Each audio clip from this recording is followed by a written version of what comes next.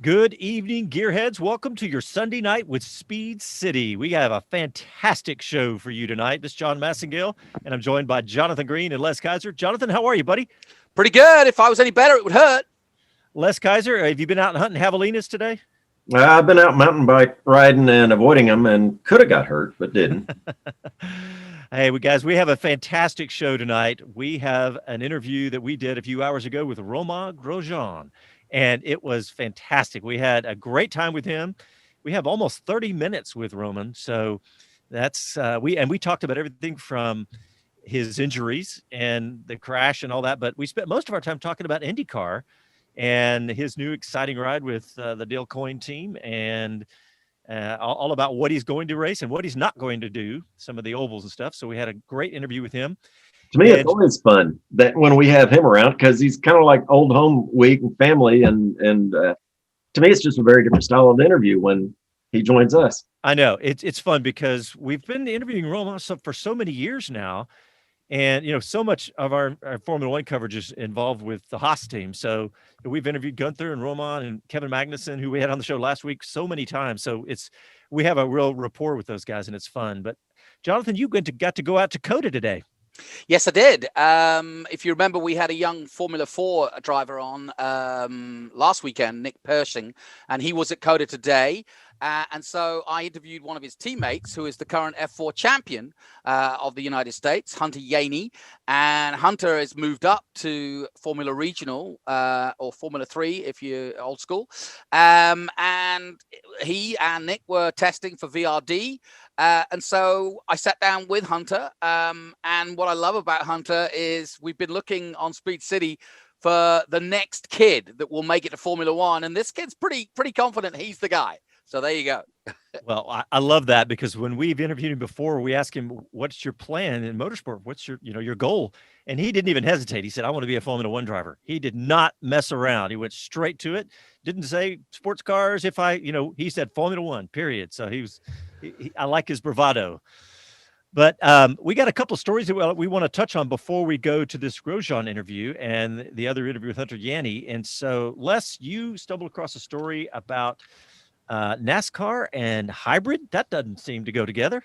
Yeah, let's ask Tony Stewart his opinion of that. He does not like Prius drivers. I know that. So, yeah. Hey, interesting. This is quite a big deal. I didn't know hybrid was in the vocabulary of anybody that followed NASCAR, but this is big, that the new design for the 22 car actually has hybrid considerations in it. That is not to say there's going to be a hybrid in 2022, but it is looking forward beyond that to be able to integrate hybrid into that car design and everything. So that's huge. That's huge for NASCAR to start thinking of that. Now think of the implications when we see the hybrid system, and it came to Formula One, and we saw it in IMSA and all of those, how fast those cars pulled out of corners and curves. Yeah. Until we see this with a NASCAR track, this is going to be something. I mean, but the bottom line is that they're just making it available. It's almost like they're leaving a slot in the drivetrain to be able to add electric hybrid power. So I think it's great, because I think it keeps them relevant. Not that you're going to take away the big honking V8, but adding some hybrid technology would be fun. What they said in the article is they've designed it to have the ability to change trains in the future. So yeah, I like that. They're not rushing to get rid of the combustion engine, but they're obviously keeping in with the times. Then again, I'd kind of like to see him throw in the new LS motor. Yeah. What's funny, that would be nice to go back to something that's a little more relevant to road cars. I mean, I both know that LS motors can make as much horsepower as you want them to make. I mean, if you want them to make 2,000 horsepower, you can do it. I've brought that up. We can fill another show with that.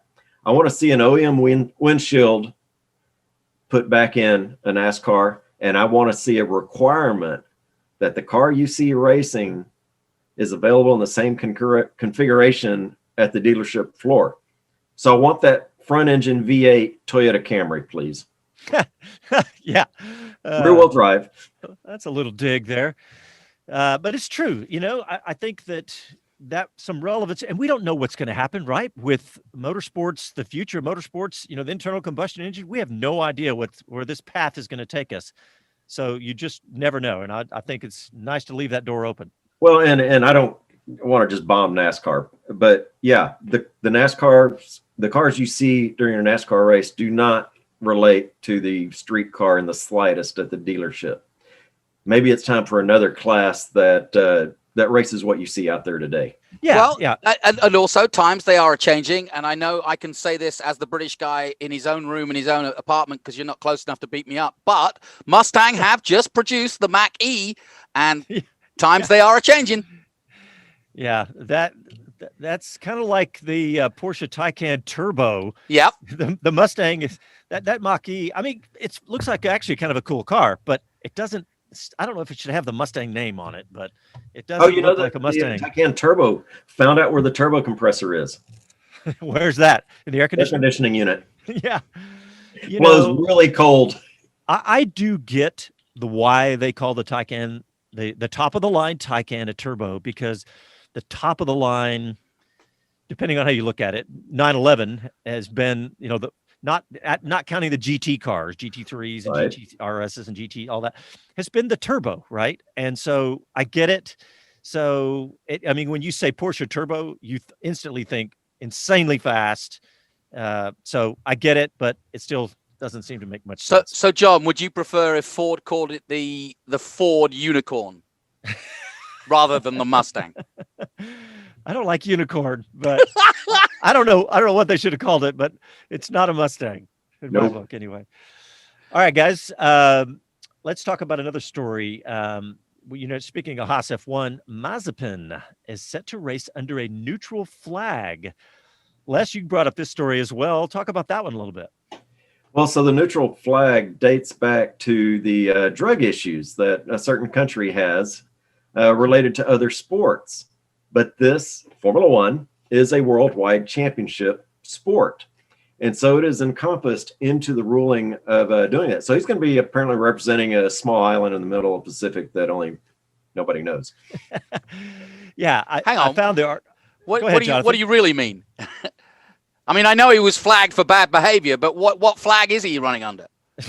A man with no land. What? He is without a country, as I understand it, that he will not be representing. But what I don't understand is that I understand that you're talking about the doping situation that Russia is under because of the Olympics. They have been fallen foul of the doping rules for the Olympics in the last couple of Olympics, and it's an ongoing saga. And so they have basically been banned from using their own flag, although they are allowed to come to the Olympics under a neutral flag, as you say. But why would that apply to motor racing? Because it's a global championship series, and that is relative to the sporting committee. I forget what the actual sporting committee is, but that is worldwide encompassing. Yeah, it's the Court of Arbitration for Sports, CAS, and they confirmed there's a 4-year ban by the World Anti-Doping Agency, WADA. So that means there will be no dedicated Russian team at the Olympic Games. But so what he's going to do, Mazepin, is just going to race under a neutral flag. So that's all that means. Well, guys, hey, we got to go to a break. We are out of time in this segment, but when we come back, we are going to have our interview with Romain Grosjean, and after that, our interview with Hunter Yeany. So stick with us. You're listening to Speed City. Back after a quick break.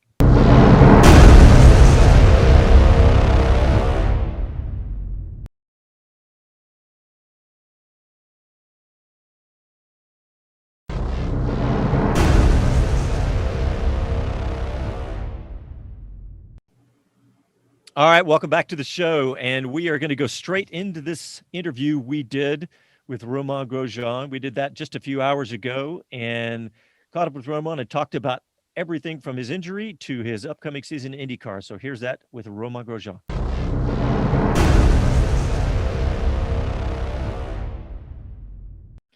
All right, Gearheads, we're very excited to have our next guest, one of the greatest race drivers in the world, just fresh out of Formula One, Romain Grosjean. Romain, welcome back to Speed City. Thank you very much. Well, we're very excited to have you. Yeah. Excited to have you, and very excited to hear you're coming to the United States to race in IndyCar. Congratulations on that, and talk about that decision.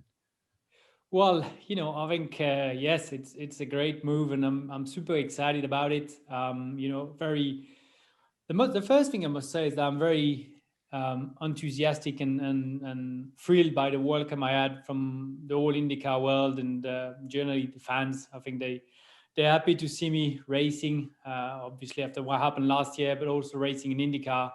And I've exchanged a few texts with Jimmy Johnson. It's mega. It's such a unique champ, and we're going to be both rookie, in the series, which is great. And there's one thing that I realized last year is to have the choice to decide what you're going to do is priceless. And when you're in Formula One, you always try to say in Formula One because you say, this is Formula One and so on. And now that it's over, I'm like, oh yeah, I can breathe finally and decide where I want to go. And IndyCar was definitely something that I kept an eye on in the past. And when the calendar kind of opened to me and I say, what am I going to do next? I just said, let's do it. Romain, I kind of chuckle at your thing about Jimmy Johnson and Romain Grosjean are rookies, really. But this is something that, like I said, we know the IndyCar inside out, lifelong followers, and love it. But as a child growing up, was this ever on your radar that you were interested in IndyCar racing or Indy 500? Was that a thing for you? Indy 500 is definitely one of the 4 biggest race you can enter in the world. It's a huge event. If I'm being honest, ovals is not really my cup of tea, just because it's almost like you are a road cyclist and then you go to mountain bike. You cycle, but it's very different, and I'm sure there's a lot of technique and knowledge and experience that you need to get on ovals. And some of the drivers that came from Europe, I know Marcus Ericsson loves it. He told me, he says it's mega. It looks boring when you don't know it, but when you do it, it's really cool. So there's no ovals in Europe. We don't know that. So when you don't know something, it's hard to judge. Obviously, we've announced that I will not do the speedways because of what happened in Bahrain, and by respect to my family, ovals, the cars are getting better, the walls are getting better, the safety is improving year after year. But when you're doing 200 miles per hour, when you go off and the first thing you're gonna hit is a wall, it's always gonna be very impressive. And even if you escape with no injuries, it's just scary from the outside. So I've decided that for now I won't do any speedways, and that was kind of blocking me, because when you race 23 races a year, okay, you follow the results here and there, but I didn't know the championship, the IndyCar championship, as much as I do today. And I always had the idea that it was mainly based on ovals and less on road courses. And then I opened the 2021 schedule and looked at it and I said, oh, there's only 3 ovals and 13 or 14 other races. And I say, oh, this is great. Let's find a way to get there. Well, Roma, what about the safety aspect? I know you just said out of the respect for your family, you're not going to race the ovals, but and I know you talked about the halo, how you weren't necessarily a proponent, and then obviously you were. But what about the aero screen in IndyCar? Do you feel that is as safe as the halo? And have you had a chance to talk to any of the other drivers about the halo? I have asked a fair bit of question to Simon Pagenaud and Marcus Ericsson, and they've been great help, both of them, really. I think the aero screen is a halo with a screen on top, so let's say it's even a step further. It's obviously it's great that to see that the safety is pushed really to all the time to the next level. But when a crash happened, that it's my crash was not written anywhere. We haven't seen a Formula One in fire since Gerhard Berger, was it in the 80s, except the pit stop of Jos Verstappen. But we haven't seen any fire for 30 years. And here I come in Bahrain, and the car is absolutely on fire.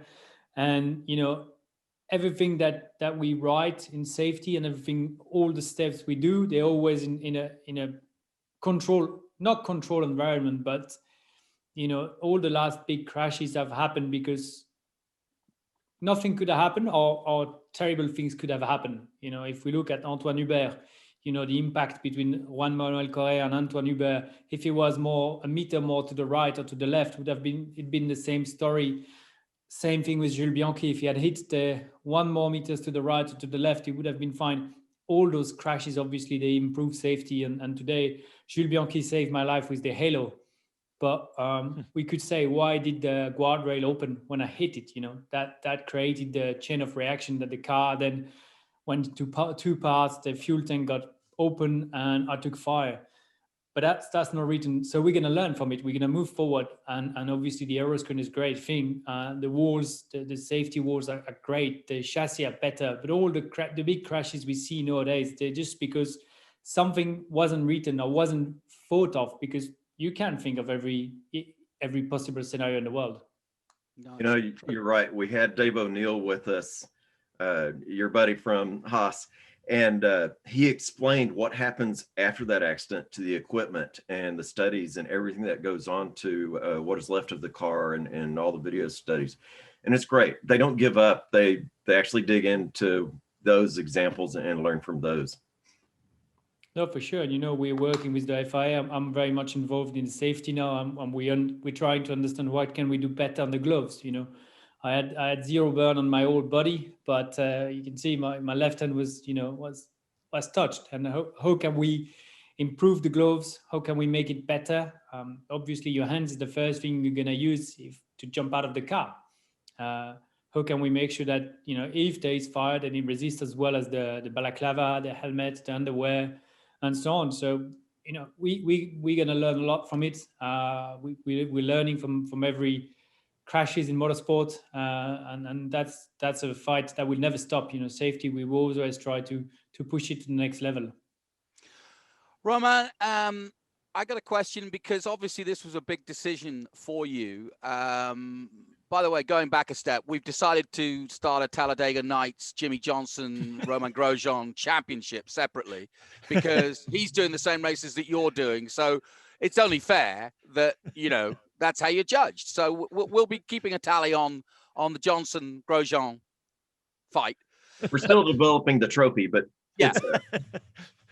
But maybe it's a cowboy hat. We'll sort you out. Might be a barbecue rib. I don't know. My serious question is, though, am I right in saying that obviously this was a big decision for you, just to continue? I know you wanted to continue, but after that incident, and you were at a turning point, young family and so on, am I right in saying that your wife was a big part in encouraging you to continue to race whatever you chose to do? She's been super supportive. The week after the accident, obviously no one really wanted me to carry on racing. But then in my mind, even though I didn't admit it straight away, in my mind, I was going to go back racing. I wanted to, and that's what I'm doing since 30 years or 20 years or 25 years, whatever. And really, I love racing. And, the accident was a big thing, and then I thought about it, but always wanted to go racing. And my wife and my kids, we've been talking about it a lot, and explaining the cars, the safety, the situation, the fact that I love racing, and it's a great adventure, a great challenge for me. And I say, I want to try it. I don't want to stop now and then think that I've missed something. So they've been very, very good. Romain, let's talk about INDYCAR, the cars themselves. And I know you said you've been watching some YouTube videos. I want to ask specifically, we're here in Austin, Texas, and we had INDYCAR here before, but have you watched any YouTube videos of INDYCAR on COTA, thinking that COTA, you've raced it several times, and you get to see INDYCARs on COTA? Did you do that? I did, and obviously I think INDYCAR is much more like a Formula 2 car than a Formula 1. So if you look compare, yes, it's much slower, and in that aspect, you could think that it's a step back. But then you watch the races, and they're so close. They can follow each other. The strategy, the tires, the pit stop, the refueling makes it that the race is never over until the checkered flag. And that is so exciting. I mean, yes, you're going 16 seconds a lap slower in Austin, but it doesn't really matter if you have fight and if you have fun. And I think Kota is a great circuit, but I don't think it suits that much the IndyCar races. If you look at Mid-Ohio, Road America, Barber, their tracks all style up and down, canvas quite tight, gravel, grass, much the way I like it, look at Laguna Seca. And I think they're just much more done for IndyCar rather than a big open Austin, which is super high speed, super fast, super great, but just doesn't quite fit the IndyCar style, I think. Les, you want to ask him about IndyCar? Yeah. So, Romain, for one, have you attended any of the IndyCar races? Which tracks and which track are you most looking forward to? Laguna Seca is a personal favorite, but for me. But what about you? Well, I never attended a race just because I just the calendar and my career. Watching all the last few years, there are some amazing tracks that we're gonna go to. But if I have to pick one up, is definitively Laguna Seca, because when I start playing computer game or PlayStation 1, sorry, I'm old. Yeah. I think, what was the game? Touring car, something, Toka touring car. I think there were Laguna Seca on it, and I always loved it. So it's the one I know the most in the US. Oh yeah. Hey, Romain. The interesting thing is that that corkscrew. I don't know of another scenario or a profile of a track in that series. And then when you get there, I'm sure they'll tell you about the third tree from the left as your mark before you see that second apex. And it's funny, that tree has been there for so long. It's a known mark. Jonathan and I were there a few years ago and had a great time actually doing a story on the corkscrew. Good. Well, 1st of March, I'm there. So I'll find out about the tree. Romain, you obviously had quite a few options, and you still do. We had your old teammate Kevin on the show recently, and he was saying that his choice to go to IMSA was sort of opening up the world to him a little bit, and there are quite a few things he'd like to try. Formula One obviously is a very tunneled view. There's not a lot else you can do, but with this new sort of era for you here in the States, do you see yourself a bit like Alonso, maybe trying something else, maybe doing Le Mans or Pikes Peak or the Rolex or something like that? Is this something now that would have you got ambitions to do other things as well? Yes, I think coming to the US, let's see how the season goes, and if I perform to the level that I've performed in the past, and then see what opportunities are coming. But I'm quite, when I see Scott Dixon racing the Rolex 24 12 hours of Sebring Petit Le Mans, and on top of the IndyCar, I say, hey, that's something I would love to do. And endurance races is definitely something that I look at doing in the future, just because it's great to share the car with teammates, and to make sure that your car is the fastest, not yourself. When you do single seater, it's all about you going fast and fast. But whenever you do endurance, it's about that team spirit that I really enjoy. So there are many races that I am looking at doing in the future, including Dakar. Dakar Rally is one that I love to do. So a little bit like Alonso. Yes, there are many things that I have on my list. I knew you were going to say that, because when he was asking the question, your face lit up and you were smiling. So I knew the answer was coming. But hey, Romain, I got to ask you something. Last year we watched all these young guys, Lando and Charles Leclerc, get on the virtual Grand Prix and get on Twitch and all these places. And then I look up, and there's Romain Grosjean holding a press conference on Twitch. He's got a fantastic new website, all this new digital. It's a very impressive digital array. You're showing these young kids how to do it now. Yeah, I mean, I if I'm being honest with you, in March 2020, Twitch was, I had no idea what it was. Absolutely no idea. And then I launched my esports team due to the lockdown and the fact that I always kept an eye on it. And I think they are good opportunities to create some nice story for the youngster and give that a chance to be professional esport driver, which we're getting there. Well, we've got 25 drivers in the team now. So Wow. I'll tell you, some days it's busy. Nice. And then so I discovered Twitch, and I thought it's such a great way of communicating. You can share, as much data, information, video games, screen, photos, videos, whatever you want. And the community, I must say, from other social media is so nice and encouraging, and they come and they don't come to criticize or even though I don't have any more haters since the accident, which is good. But the Twitch has been great, and I'm gonna do much more coming to the US. Traveling and discovering IndyCar and sharing with the fans, and I believe IndyCar is quite open in that way. And I sent a text message to Simon Pagenaud and Marcus the other day, and I said, guys, when do you want to do an evening on iRacing in the IndyCar car? Just go racing.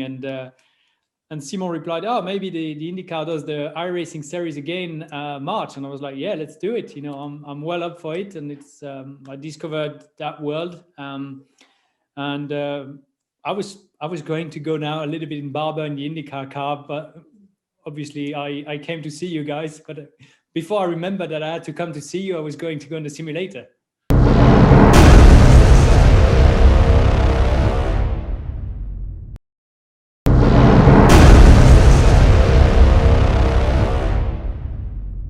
Well, I was watching your Twitch press conference, and you're absolutely right about the people.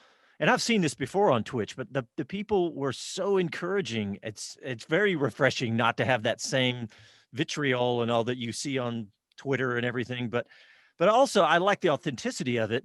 A couple things, like when you were holding the press conference, you looked at your phone and you said, "Hey, Marcus Ericsson just texted me." And when you guys are racing, I love it on Twitch because we get to see you guys talking about what's happening behind the wheel right then.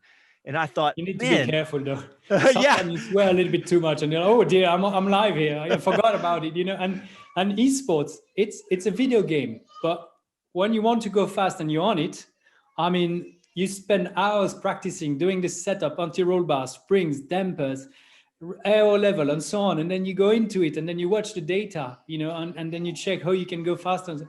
And it becomes like, yeah, I'm becoming the same as I'm at racetrack, but it's just virtual. So it's you forgot it's a game. Well, the first thing that popped in my head when I was watching everybody do this, I thought, I wish we could have that same conversation in real races. Now, I know that's a different animal, but it would be amazing. But who knows? Maybe someday. Maybe some days, who knows? Yes, I mean the technology is improving.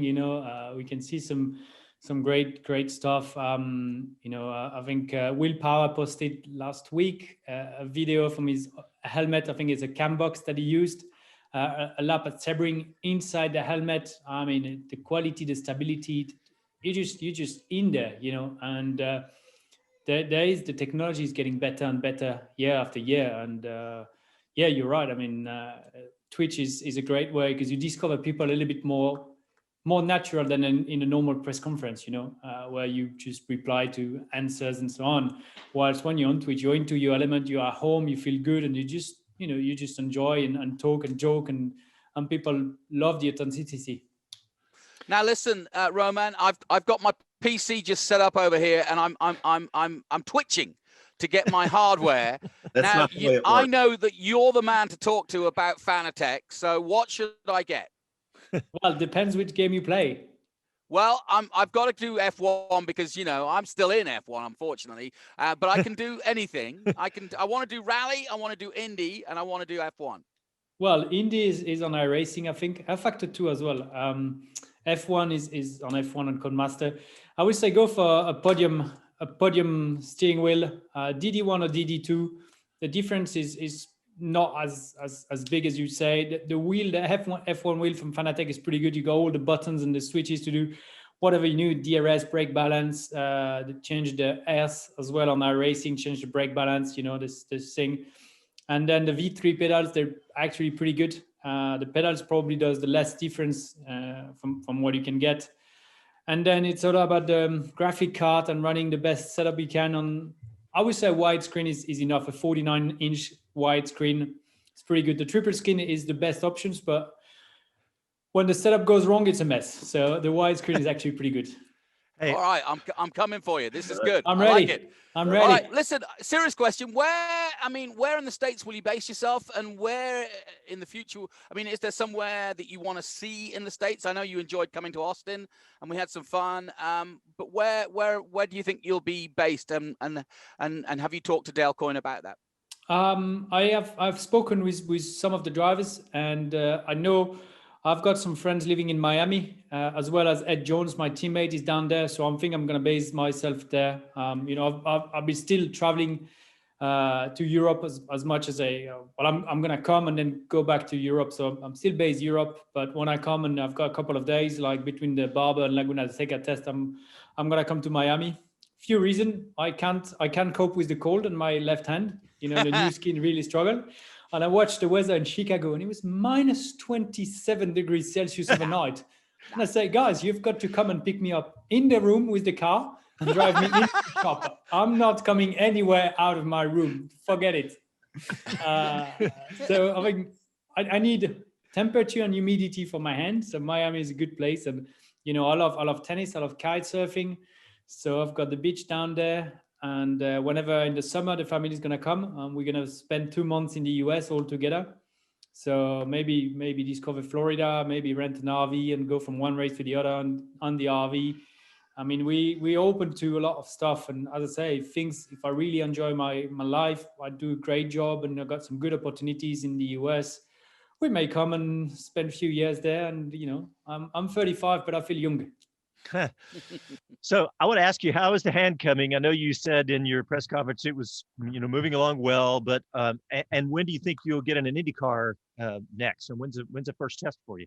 So I'm actually coming very quickly. I'm coming on the 16th of February, and then the test is on the 22nd. So the mobility is good. Yesterday I did manage to put my racing gloves on. I made the test to go on the sim, and that was absolutely fine. The strength is there. I've been doing a lot of gym, so in that aspect it's good. I had the left thumb ligaments was pulled off, so that is kind of a little bit the one I need to be careful in a minute. And also it's super sensitive, so if I hit myself against anything, I'm very much in pain. So that's the only thing that I need to be careful of. But we reckon that in a month things will be much better. The sensibility will be also less extreme. And really for race one on the 18th of, it's in 2 months actually, 18th of April, which is the weekend of my birthday. So they did well. They moved it a week from my birthday weekend. I'm gonna be 100%.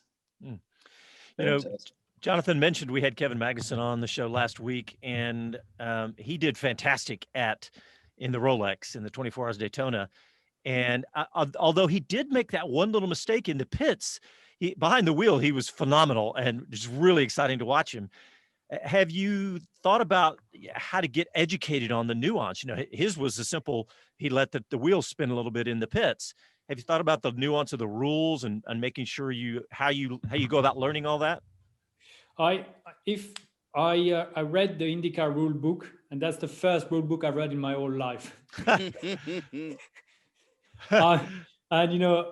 the guys have been great. Simon texted me saying, congrats on the drive, super happy. Anything you want to know in the US, just ask. And I say, yeah, how do you do a rolling start?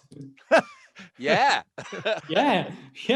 So, I've got thousands of questions. I think the guys are it's a different atmosphere from what I feel, and much more friendly in a way. And yes, there are many things that I need to understand. The blue flags that I don't really have the same meaning as we do in Formula One from the races I've been watching. I spend a lot of time watching on YouTube and trying to understand what are the right level of, what can you do and can you do. And obviously there's a lot of things I need to learn. Don't forget that, yes, I have done 10 years in Formula One, but I'm going to be a rookie. So, a lot of things to learn, but I was super happy for Kevin. He was so fast, and it showed that, yes, we were doing a great job with the car we had, but there was more attracted than a Formula One. Well, one of the Romain, things. I got one more question for Romain. Oh yeah. Well, I I wanted just to want to. go back to Miami on that. So he's going to be in Miami. You know, we're trying to get that second Formula One race. I think he'll be a great ambassador there in Miami to help stir up the excitement of getting Formula One there. Even if you're, you know, on the microphone talking about it, nobody's got a better insight in Miami than you. Not for sure. I've had, as you can imagine, I've had a lot of offers to do things around Formula One and comment and so on. And, I'm willing to do some stuff. I'm not a commentator. And I say, like, forget it. I won't do 21 races, 23 races, traveling and commentating races. But obviously, yes, I know better than anyone else apart from Albon and Kevin and Kvyat that are out of Formula One, what's going on. So Miami, I saw that, was it yesterday on the news, that it was maybe the closest one to have a second Grand Prix in the US. And, it'll be a great place. It's a cool city. Obviously, there are many places where you want to see a Formula One Grand Prix. California, New York being the absolute dream from many years. But there are opportunities, and I don't know much about the US in terms of traveling and so on. But I am so happy to come and to discover. And going to Chicago, where the shop is, then Indianapolis, which is a huge name in motorsport as a city, and then obviously going to Alabama, California, wherever we're going to go, Ohio. Road America looks so good as well. I'm well up for it. There you go. Well, I remember you and I were walking down the street in Montreal last time there, and you mentioned there was one other city, and that was Austin. Well, I checked and compared the calendars. You have an off weekend, the weekend that NASCAR comes here. And I know you took some laps with Tony Stewart and actually took the 10 top, I think is the right term for you, out on COTA. What was your impression of that as we start looking towards COTA and NASCAR on here? It was fun. We had a lot of fun. It's, when I jumped back into Formula One on the next day, it was so fast compared to the NASCAR. Obviously, it's definitely not the same thing, but I could really understand why the racing in NASCAR is fun. You hit the brake at the 300 meters mark, and then is whereas in Formula One you're 70 meters, and then the all braking, and then you downshift and you try not to lock, and the car moves and it's heavy and so on. So we have the connection with Rickwar Racing. So if I have a weekend off, who knows? I may pop up in a car and just say, "Hey guys, I know the track. Let's go and have fun." Well, we've booked you for Formula One next year for sure in the commentary booth. That's a done deal. Romain, I just want to ask you though, you made a big, I always enjoy your decisions because it was a big decision to join Haas at the time, and people are forgetting that you chose what was a leap of faith with Gunter. I just wonder now, looking back and looking ahead for them, your experience, a good one overall, and a team you enjoyed being with? Yeah, 100%. I've got no regret over my decision, and I think I had a brilliant time with Haas. 5 years in motorsport is a very long time. Obviously, the last 2 years weren't as good as we hoped, but that happens in racing. We've seen McLaren going through a rough patch and coming back to the highest level, and it's a huge team in Formula One. So I was happy, I was proud to wear the Haas color, and I think we did as good as we could. As I said, the last couple of years, in my opinion, few things could have been a little bit different. Just to perform better, but again, I am not a team manager, and I don't have the magic stick to know exactly what you need to do. I was going to talk about watching you at Haas F1. We were fans of the American team, unabashed, and felt like you and Kevin and everybody were, our home team, and it really felt like that. And I was really glad to hear you say that you didn't regret that time, because I know those decisions in racing are so hard, and you can always look back and second guess, but I'm really glad that you said that. And Romain, I know that we've had you for a while. I know you got to get back to your family. So we want to say thank you very much. Wish you the best of luck with your season coming up in INDYCAR, with recovering with your health and all the other things that you get to do. So thank you very much. Thank you. Yeah, I'm super excited to come to the US racing in INDYCAR. And I think it's a great challenge. And Dale Coyne has been so enthusiastic about it that, and I feel so welcomed by everyone that I just can't wait that we are in 2 months starting the season. Well, thanks again, Romain, and we'll Thanks, talk to you Romain. soon. Thank you, guys. Have a safe, buddy. See you soon. Let's see.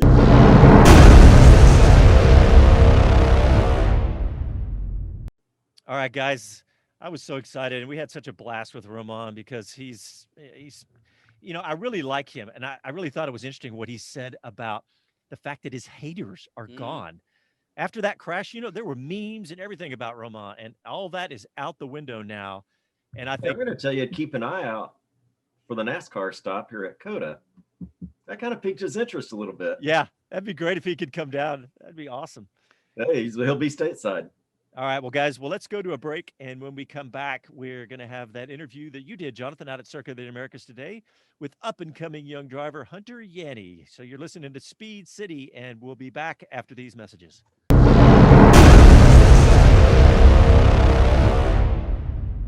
All right, welcome back to the show, and we are going to go to this interview that Jonathan Green did. You disappeared for a second. That Jonathan Green did out at Circuit of the Americas today. Tell us about that and your trip out there, Jonathan. Yeah, beautiful day. SCCA were putting on effectively a club day, but that allows testing when it comes to they do different groups. So Hunter and several F4 drivers.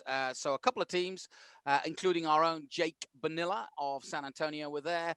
But I caught up with our current F4 champion about his season ahead in Formula Regional, which is the new F3 version. And so he's stepping up a class, and I talked to him about his testing. Okay, Speed City fans, as always, we're looking for the next F1 star from the United States, and we continue our quest, because I think I've found him. He's one of many, but he's not one of many, because he is our current F4 champion, and he's moving up to F3. His name is Hunter Yeany, and I know he has big ambitions. We've spoken to him before. He's been on Speed City before. Hunter, great to have you back in Austin. Basically a test weekend, but a bit of fun, but a big field of cars. Yeah, just track time. There's a lot of different cars out there, so you have to pass every lap. Really hard to get a clean lap. The race was pretty fun. It was, I guess, just working on passing, having to start from the back, given a penalty in qualifying that deleted all my times. So, yeah, it was a good learning day. Last year must have been a blur, because I followed you from Yak Academy all the way through, and you didn't draw breath, and you went from win to win to win. Sure, you didn't have 100%, but it wasn't far off. Reflecting now on last season, can you believe how quickly it all came to you? Yeah, I feel like it was just yesterday I got my first win ever in an F4 car academy. I was like, sometimes I think about that. I'm like, geez, just almost a year ago, I just got my first win, and now I'm in an FR car fighting for the FR championship in Indy Pro, and I was like, wow, I'm not sure if I thought I was going to get this far, but so far it's gone really well, and it's gone successful. You had a run out in it last year after you'd already wrapped up the championship. What's the biggest changeover from F4 to FR? So just a lot of aero. Like, I'm still learning about the car now. Like, one of the previous tests, I thought I was going full speed through the S's over there, and Dan was like, no, you can go more, and I'm like, oh, okay. So I tried to go in further, use more of the curbs. Braking's definitely a lot harder in this car because you have to have a more fine brake trace, definitely a better peak. It's also just a bigger car. Yeah. And what are your hopes for this year? I mean, it's going to be a tougher field. It's going to be a tougher year. It gets harder every time you go up. So, what are your hopes this year? My hopes this year are to win both series. I'm trying to win Indy Pro 2000 and FR Americas. We still have some work to do with Indy Pro. We're getting there with the FR, but I think a lot of the focus is just seat time, because I'm learning about the car at the same time all of them are learning about the car and learning about things that can make it go faster, different changes, positive changes. Yeah, so just need as many days as possible. I've talked to a lot of drivers your age from the States, and like I said, Speed City pride themselves on looking for the next, big star. And most of those guys say, I'd like to be in Indy, or I'd like to do the Indy 500, or I'd like to be a sports car driver. You have said emphatically, I want to go to Formula One. Is that still the case? Yes, definitely. I really want to go to F1, win championships, and then maybe once I get a little older, I'll move to INDYCAR, try to win championships there, and then just keep going up. And what's the next step? So you're doing Road to Indy and the FIA Formula Regional here. What would be the next logical step for you if you're successful, or at least, you know, competitive in both series? I'm not sure yet, but I think what I would go with is probably FIA F3, if someone would give me a seat, which I hope they would. But yeah, once I'm done here, I'm going to try to go over a race in Europe. And do you follow the guys over there? I mean, you know, we had Juan Manuel Correa recently coming back, and he's now going back into FIA F3, which is really bold, I think. Yeah, I think that was great. Yeah, do you follow the Americans like Logan Sargent and Cameron Dass? Yeah, I follow Logan, Cameron. I look at their Instagram posts, I watch their races, check it all out. And is there a particular team you'd like to race for, or is it just, hey, if somebody gives me a chance, I'll go? Yeah, if somebody gives me a chance, I'll go and race over there. And how long is it going to take? We're all desperate. We've got the track right here in Austin. We've got the radio station. We're plugging it out and following it. But how long before we see a Hunter Yeany or another American in Formula One? How long is it going to take? Hopefully 2 years, or maybe even before 2 years, maybe next year. I don't know, but that would be the goal. Just get there, get a ride, and then just be associated with an F1 team, hopefully. I'm going to say, you were pinching yourself about winning your first race. If you could manage it in 2 years, you really be pinching yourself. It's a long road. It's going to be a lot of fun and a lot of hard work, but you're ready for it, right? Definitely. Just there's still a lot of hard work to be done. I mean, as you can see, I got stick arms, but yeah, but you're lightweight. That's good. Yeah, I'm really lightweight. I'm only 130 pounds, I think. So are you going to have to beef up strength-wise to muscle the car and your neck muscles with the G-force? Yeah, actually, all of last month I did no testing, and I did a gym program at Virginia High Performance. They do all sorts of stuff with Navy SEALs. I think like football players, basketball players, and I went there 2 times a day, worked out, ate as much as I could, and put on 6 pounds of muscle. So, yeah, so hopefully, I mean, I felt a big change this weekend. I felt like, geez, I can use my neck a lot more, and it's a lot easier, because with this FR car, it's pretty hard on your neck. Yeah. I've been very lucky because I do the Toyota Racing Series, which I'm doing right now, actually, and I also do Macau Grand Prix. So I saw Verstappen, I saw Mick Schumacher, I saw Lando Norris in Toyota. Are these places and races and events you like to see yourself in, because it is a good benchmark against your peers around the world? Maybe. I usually just let Dan do this side. Sure. Yeah. You just race fast. Yeah. He's like, Hunter. Like, sometimes it was coming up, Hunter, you're doing this car. I'm like, oh, okay. Yeah. So I'll just jump in. It's nice to have that trust, though. Yeah, definitely. I trust him 100%. All right. So for the fans out there, like I said, they may be hearing your name for the first time. So tell us where we can find you on social, and also where's your first race where they can tune in and watch you. So my Instagram page is just at Hunter Yeany, all lowercase, no caps, no spaces. And then Facebook is Hunter Yeany Racing. I believe that's all lowercase and no space as well. Yeah. That's perfect. That's all we need. Hunter Yeany's the name, and the number of the car this year. Do you know? Number 11 again. Number 11 again. We won't miss it. Because why have one when you can have 2? Well, thanks for talking to us, Hunter Yeany. We will be watching you throughout the season. Okay, thank you.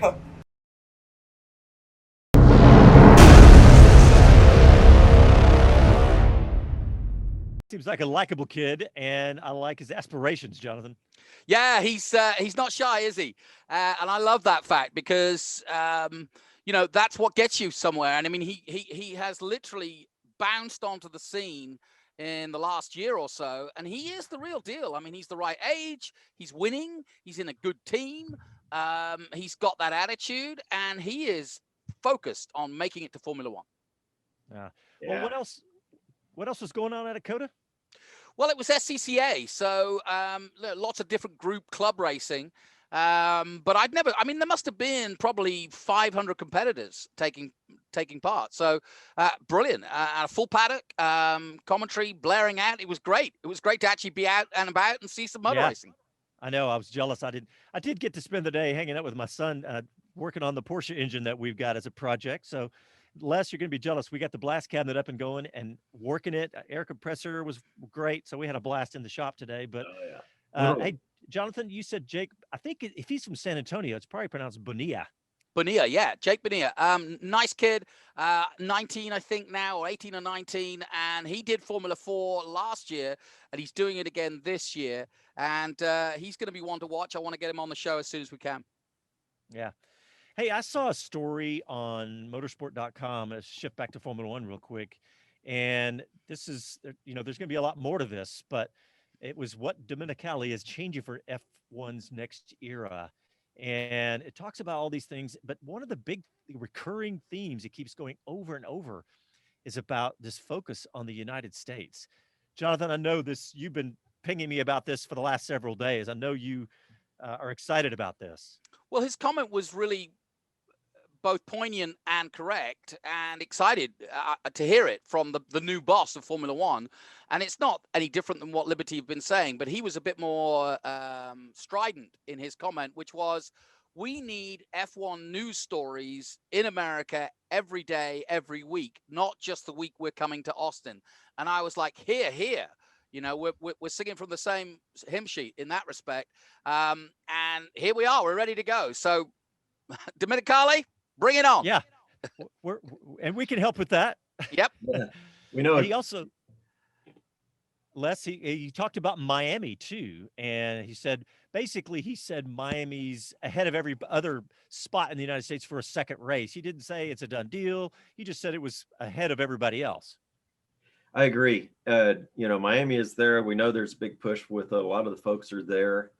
My gosh, I was halfway joking, but halfway not with Romain that, hey, if you're seriously looking at Miami, this could be a good thing for Formula One, and you're back in the circle. But I think that's great to have that opportunity, and I think Miami will be a fantastic location.